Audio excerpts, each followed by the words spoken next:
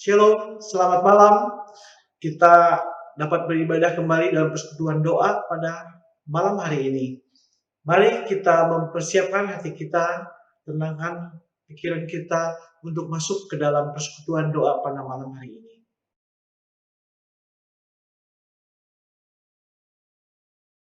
Hampir 1 tahun kita tidak bertemu, ada kerinduan bersama kumpul di rumah Tuhan. Biarlah pujian ini mewakili isi hati kita. Mari kita mengangkat satu pujian, satu hal yang kurindu, diam di dalam rumah Tuhan.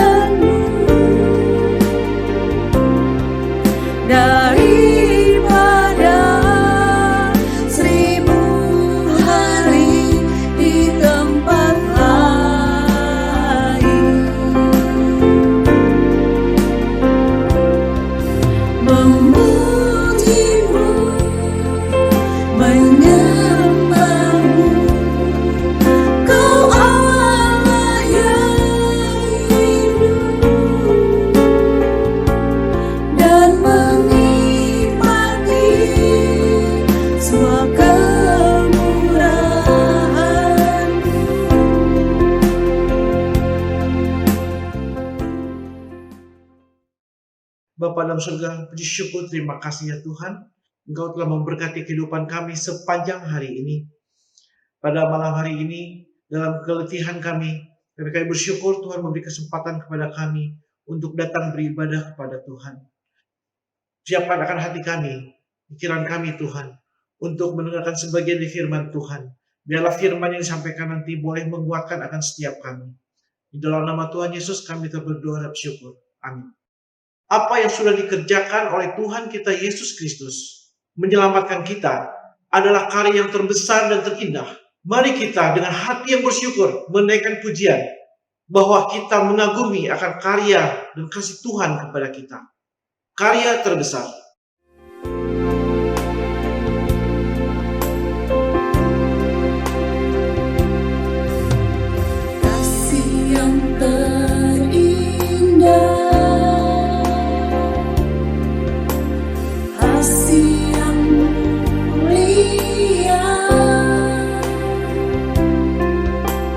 Hamba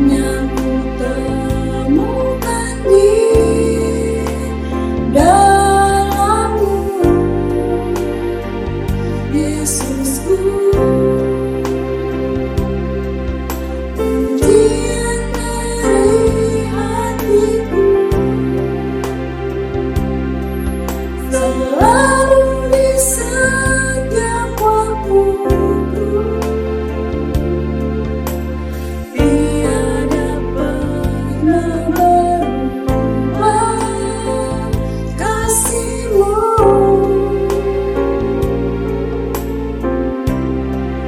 Karya terbesar dalam hidupku, pengorbanan-Mu yang selamatkanku.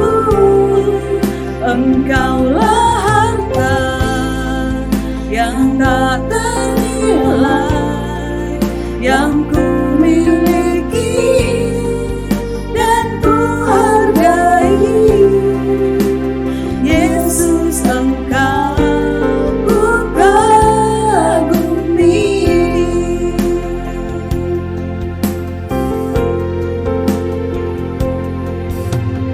Kasih yang terindah, hati yang mulia, hanya ku temukan di dalam-Mu, Yesusku. Pujian dari hatiku, selalu di setiap waktuku, tiada pernah berubah kasih-Mu.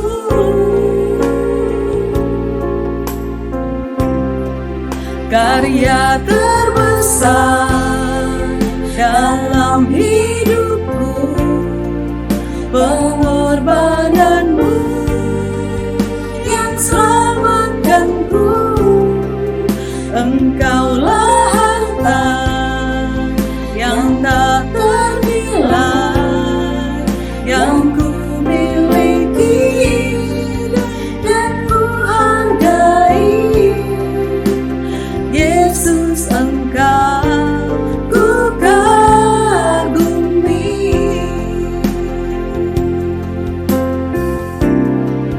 Karya terbesar dalam hidupku, pengorbanan-Mu yang selamatkanku.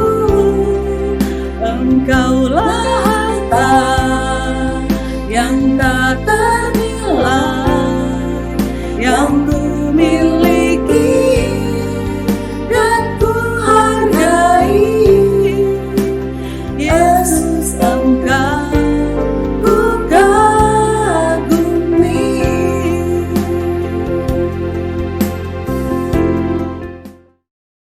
Saudara-saudara yang terkasih dalam Tuhan, marilah kita saling mendukung dalam doa.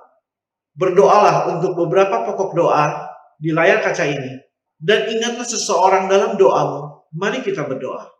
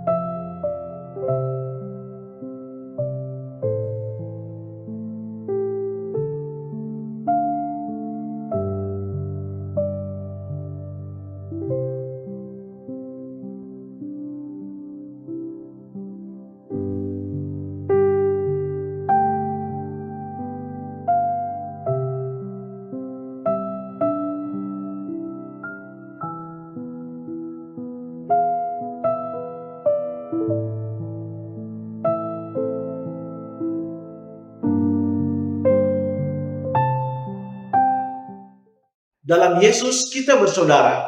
Kita saling mendoakan satu dengan yang lain. Biarlah persaudaraan kita kekal. Mari kita siapkan hati kita untuk mendengarkan firman Tuhan dengan menaikkan pujian ini. Dalam Yesus kita bersaudara.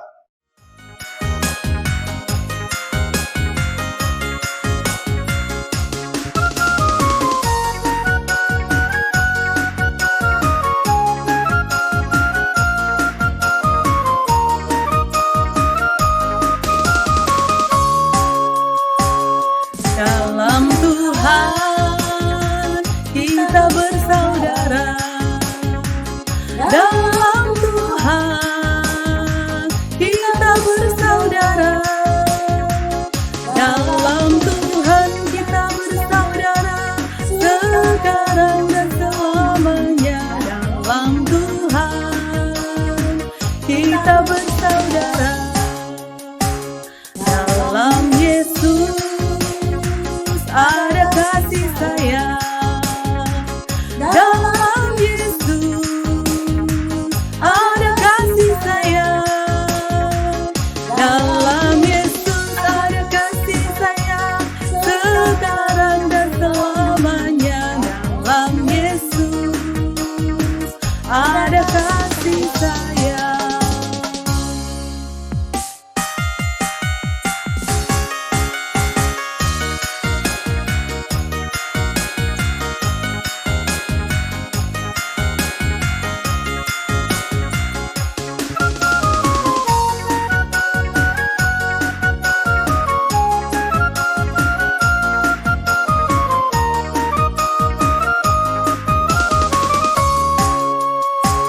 Dalam Tuhan kita bersaudara.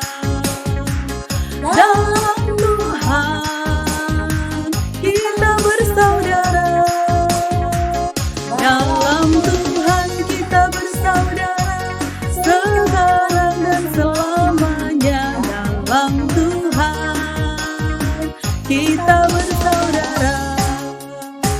Dalam Yesus ada kasih sayang. Dalam Yesus ada kasih sayang. Dalam Yesus ada kasih sayang. Sekarang dan selamanya. Dalam Yesus ada kasih sayang.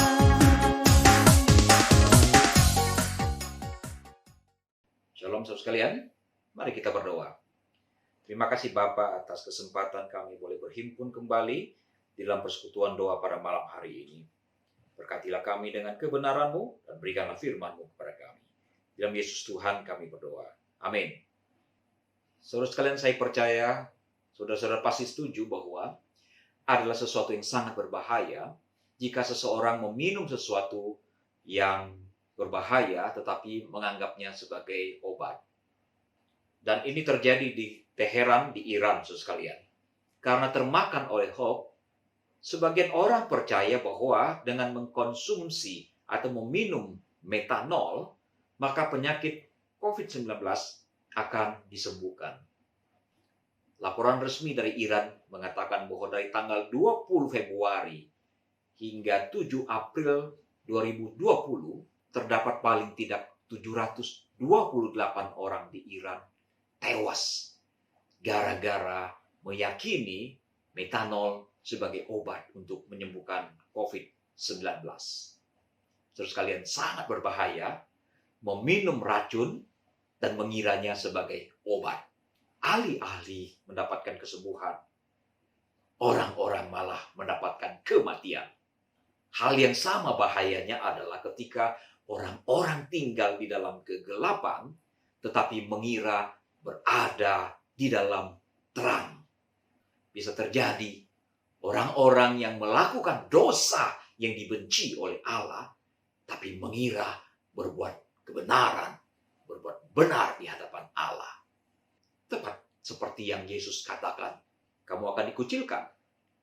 Bahkan akan datang saatnya bahwa setiap orang yang membunuh kamu akan menyangka bahwa ia berbuat bakti bagi Allah. Saudara sekalian, rupanya Saulus pernah menjalankan kehidupan seperti ini. Berada di dalam kegelapan, tapi merasa hidup di dalam terang.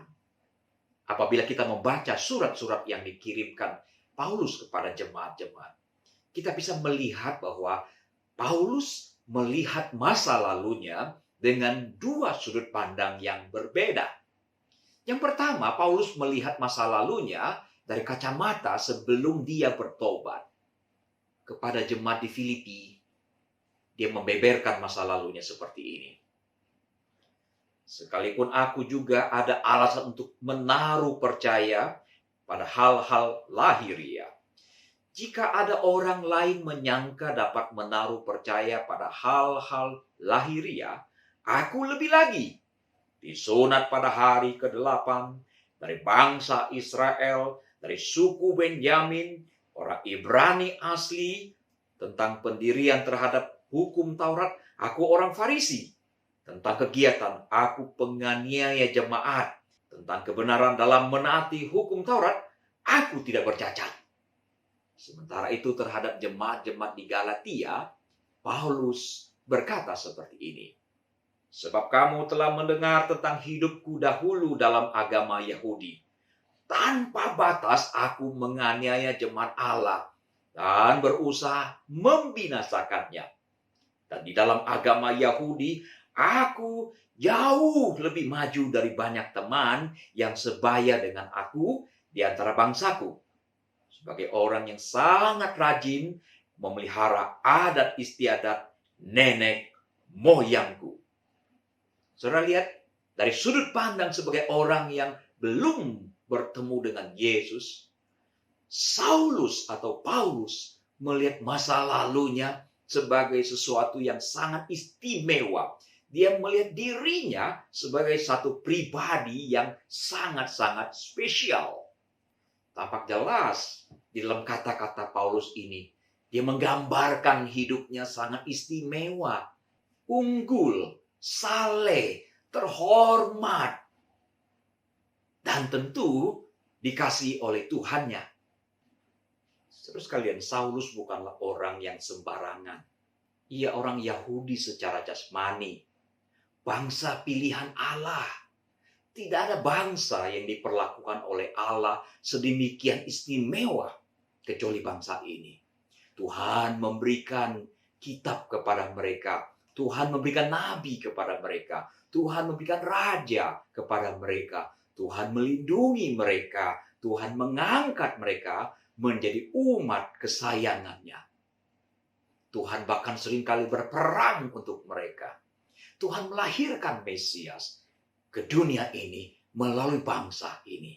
Dan Tuhan mengaruniakan kecerdasan yang lebih di antara orang-orang di dunia ini. Saudara-saudara sekalian.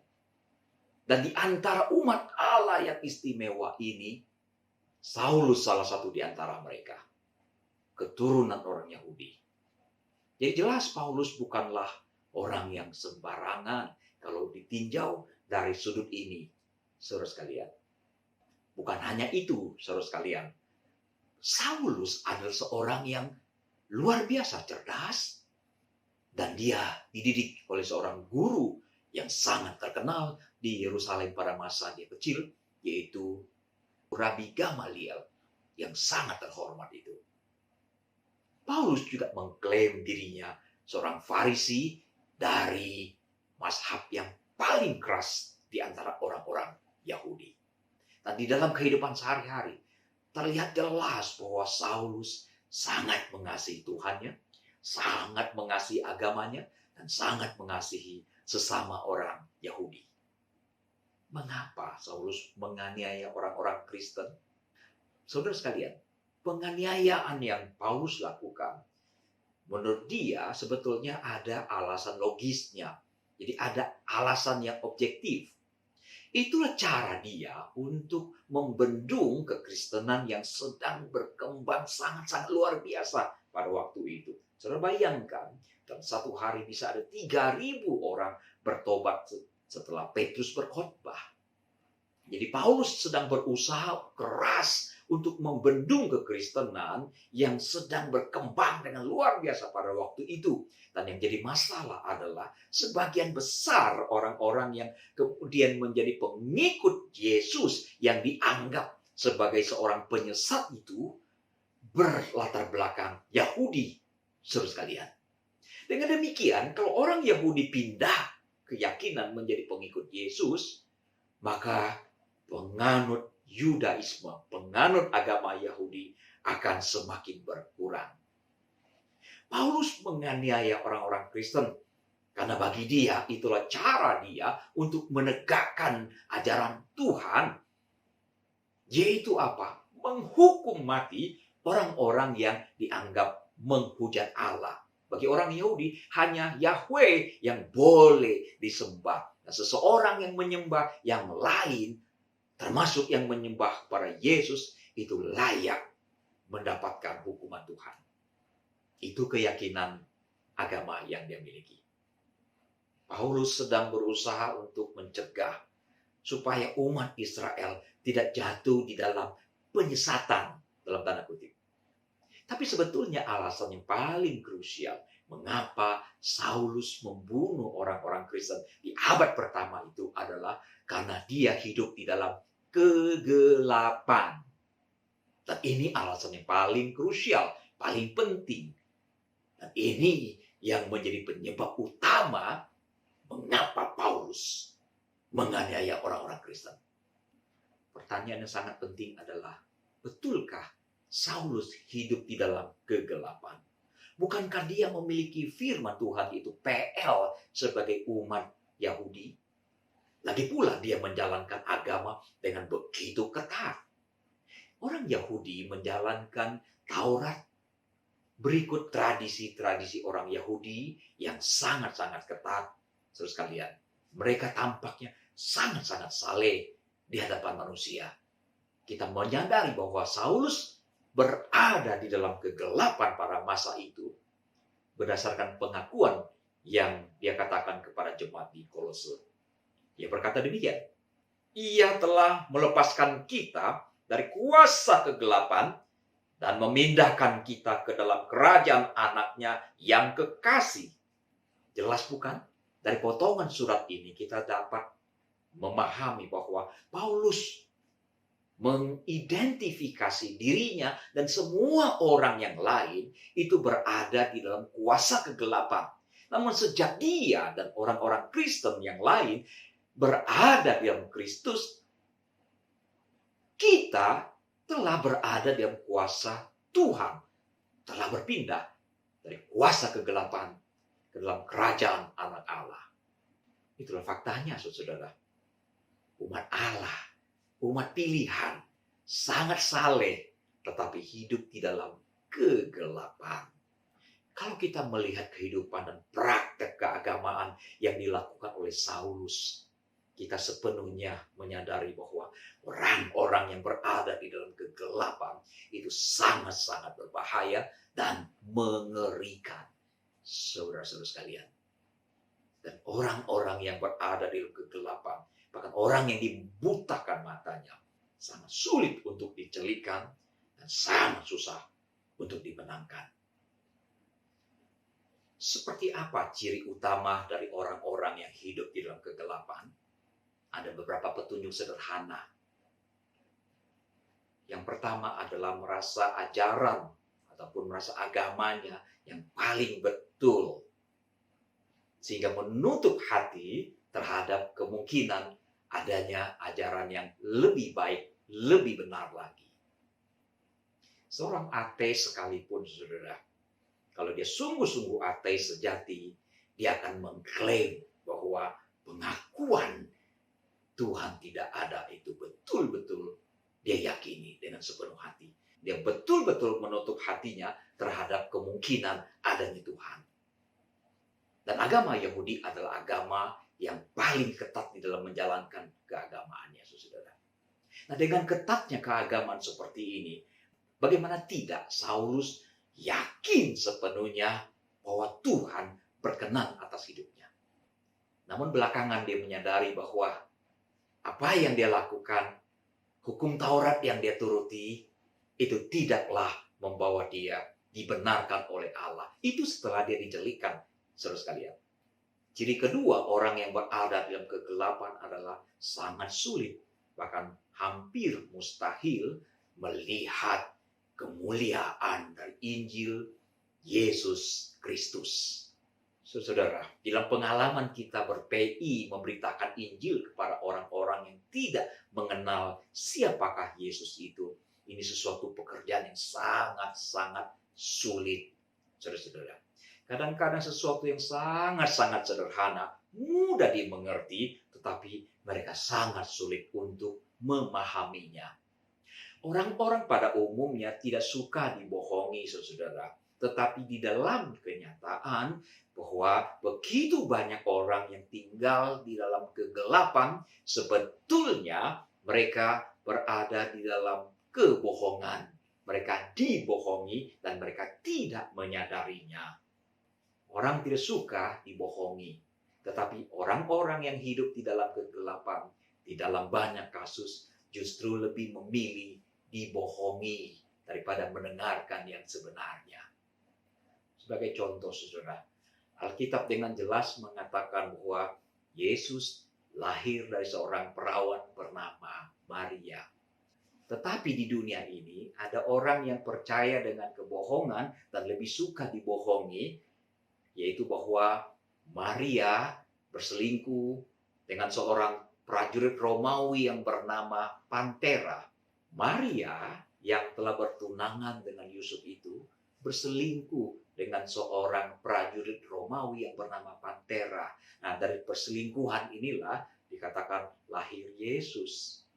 Alkitab tidak menceritakan cerita seperti ini. Ini adalah cerita fitnahan yang dibuat oleh orang-orang yang membenci kekristenan.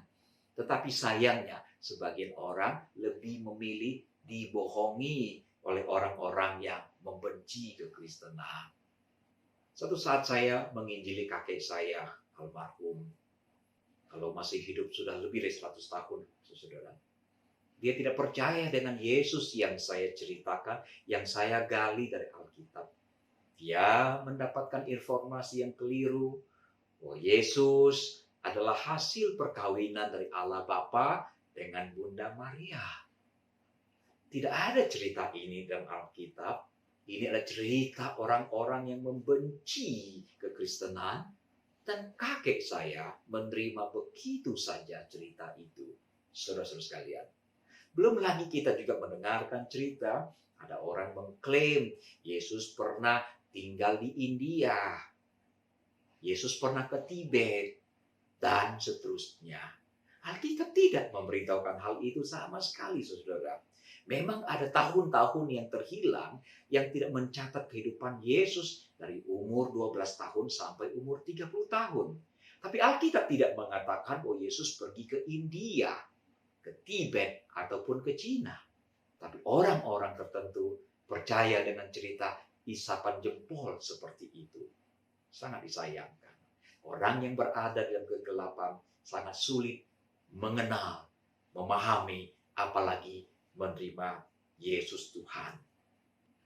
Ciri ketiga adalah orang-orang yang dalam kegelapan akan melakukan tindakan-tindakan yang sangat-sangat mencengangkan. Mencengangkan dalam pengertian negatif. Melakukan tindakan-tindakan yang bersifat absurditas. Saulus bagaimana bisa menangkap laki-laki dan perempuan, memasukkan dalam penjara, bahkan di dalam suratnya dikatakan membinasakan mereka. Sungguh di luar akal sehat manusia, saudara. Dia membela agamanya, tapi dengan cara melakukan kriminalitas.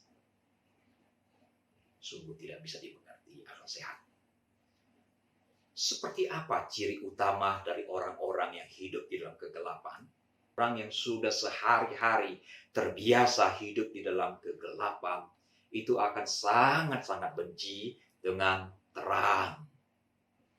Jika di kantor ataupun di tempat kerja Anda adalah orang Kristen satu-satunya yang tidak ambil bagian dalam praktek-praktek kecurangan dan tidak melakukan sesuatu yang tidak bermoral, maka kemungkinannya adalah saudara-saudara akan disindir sebagai orang yang sok suci, dibuli, dijauhi, tidak disukai, kadang direndahkan, dan tidak akan dipromosikan di dalam jabatan yang lebih tinggi lagi. Apalagi orang Kristen ini berani menelanjangi kebobrokan yang orang-orang jahat ini lakukan. Maka dia akan sepenuhnya dibenci, dimusuhi sedemikian rupa. Hampir tidak ada orang yang hidup dalam kegelapan memuji-muji orang yang hidup di dalam terang firman Allah. Sekarang mari kita lihat sudut pandang kedua dari Rasul Paulus. Kita bisa melihat bagaimana cara dia melihat masa lalunya setelah dia bertemu dengan Yesus. Kita semua sudah sepakat tadi bahwa dia bangga, dia merasa hebat dengan masa lalunya sebelum bertemu dengan Yesus. Tapi sekarang mari kita lihat pengakuannya. Tetapi apa yang dahulu merupakan keuntungan bagiku, sekarang ku anggap rugi karena Kristus. Malahan segala sesuatu ku anggap rugi karena pengenalan akan Kristus Tuhanku lebih mulia daripada semuanya. Oleh karena dialah aku telah melepaskan semuanya itu dan menganggapnya sampah supaya aku memperoleh Kristus. Saudara, apa yang dulu merupakan keuntungan, sekarang dia katakan rugi betul. Dulu dia mempunyai posisi yang terhormat, kehidupan yang begitu elok di dalam keagamaannya, dia anggap sampah semua. Saudara-saudara sekalian, kepada Timotius anak rohaninya, dia mengaku seperti ini. Aku yang tadinya seorang penghujat dan seorang penganiaya dan seorang ganas, tetapi aku telah dikasihinya karena semuanya itu telah kulakukan tanpa pengetahuan, yaitu di luar iman. Saudara-saudara lihat, Paulus katakan, dulu dia seorang penghujat. Dia lakukan itu karena di luar pengetahuan. Dia sedang di luar iman. Dia seorang penganiaya yang ganas. Mengapa demikian? Dia katakan dia lakukan itu di luar pengetahuan. Karena dia belum beriman kepada Yesus Kristus. Jadi jelas ada perubahan paradigma Paulus di dalam melihat masa lalunya. Sebelum bertobat, dia bangga sekali dengan masa lalunya yang sangat-sangat cemerlang, yang memberikan banyak keuntungan kepadanya. Setelah bertobat, dia anggap semuanya sampah. Dan apa yang dia lakukan di masa lalu adalah sebuah aib, memalukan, dan menghujat Tuhan. Bahkan dia berterus terang, sekalipun dia telah bertobat dan menjadi rasul, dia merasa dirinya adalah rasul yang paling hina. Dia berkata seperti ini, karena aku adalah yang paling hina dari semua rasul, bahkan tidak layak disebut rasul, sebab aku telah menganiaya jemaat Allah. Setelah bertemu dengan Yesus, Paulus merasa dirinya sebagai seorang penghujat Allah. Padahal dulu dia mengira dia pembela agama. Setelah bertobat, Paulus melihat dirinya sebagai seorang kriminal, pembunuh, pelaku kejahatan. Dulu dia tidak melihat hal itu. Setelah bertobat, Paulus melihat dirinya penganiaya yang ganas. Sebelumnya dia hanya merasa bersemangat untuk membela agamanya, menegakkan ajaran Tuhan. Tapi sekarang dia melihatnya dengan cara yang berbeda.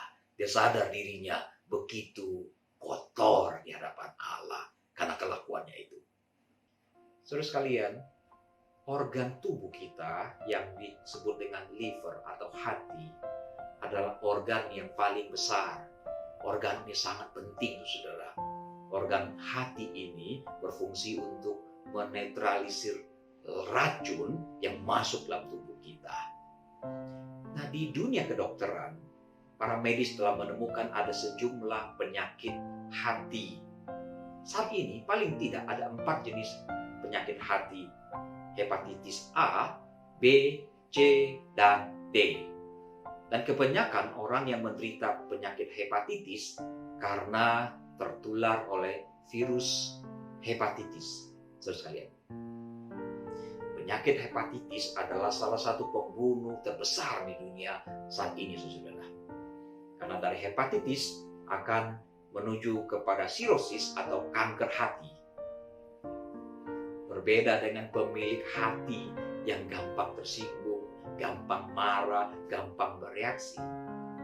Hati tidak banyak menunjukkan gejala-gejala ketika sedang terserang penyakit. Di tahap awal dikatakan hampir tidak ada tanda apapun orang-orang yang terpapar penyakit hepatitis, saudara sekalian.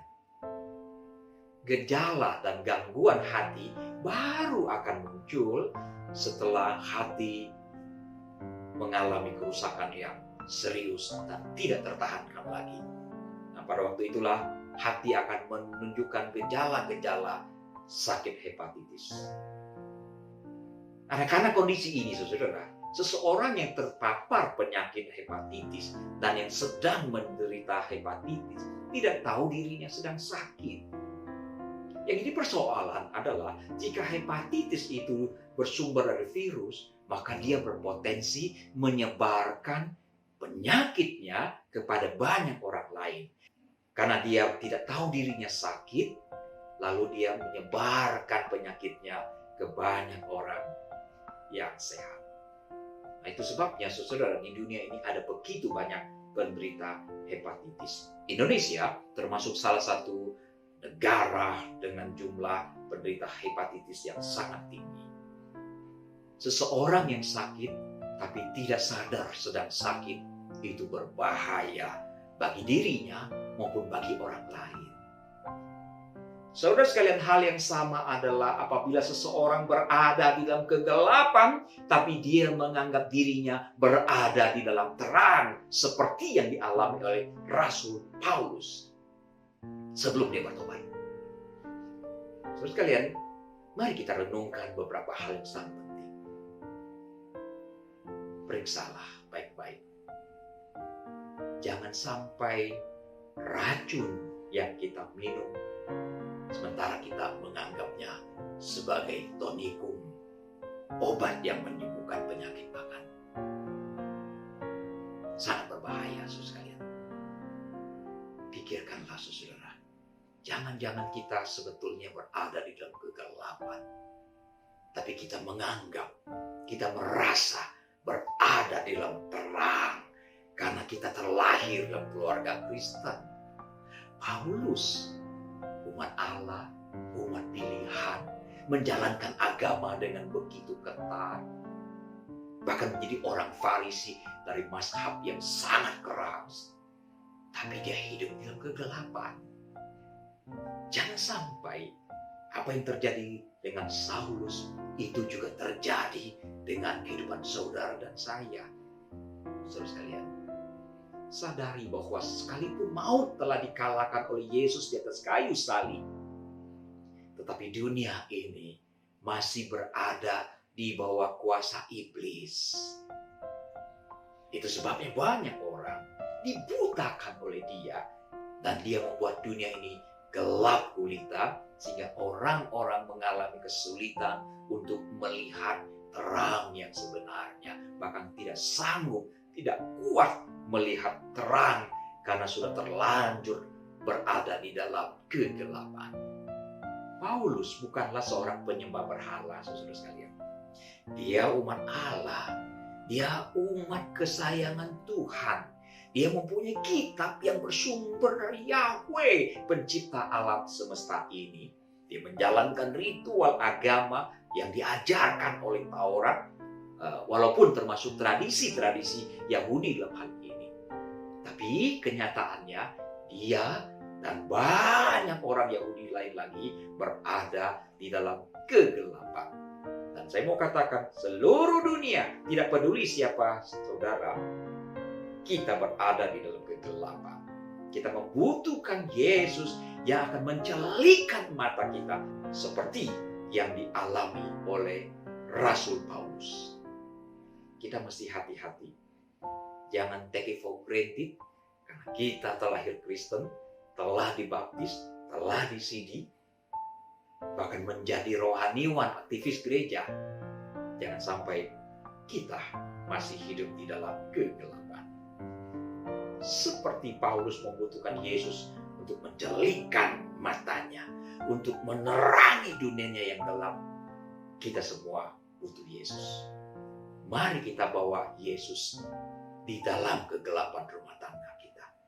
Mari kita hadirkan Yesus di dalam dunia kerja kita yang berada di dalam kegelapan. Semoga Tuhan menolong kita semua. Mari kita berdoa. Terima kasih Bapa untuk renungan bagi kami pada malam hari ini. Dunia di dalam kegelapan, manusia banyak yang buta rohani. Tuhan kirimlah Roh Kudus-Mu, membuat kebangunan rohani boleh terjadi di seluruh dunia ya Bapa. Dalam Yesus Tuhan kami naikkan doa kami. Amin. Tuhan berkati saudara sekalian.